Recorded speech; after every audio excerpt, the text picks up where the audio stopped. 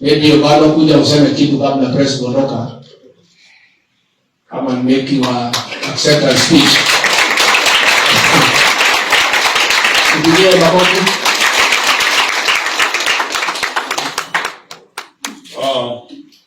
Your Excellency, the Deputy President of the Republic of Kenya, the Chairperson of the UDA Party, the Secretary General UDA, wanachama wote pamoja na members of the 40 states, amjamboni.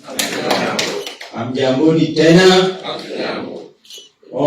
Your Excellency, allow me first and foremost to thank the Almighty God who has given us this beautiful day. And Your Excellency, allow me to inform the public that I'm not very new in this alliance. Recall that in 2022, I was part and parcel of your great team that was coordinating your affairs in the Nyanza region. And I was doing it under the KK, that is Kenya Kwanza, or coalition of parties. So as the name suggests, ladies and gentlemen, UDA stands for United Democratic Alliance. And as you will all agree, what we need first and foremost is the unity of our people. If you are a united people, then peace will prevail. For a united people, there will be tranquility and there will be prosperity.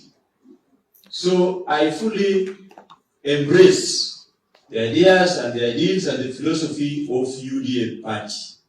In 2022, I decided to support you, Your Excellency.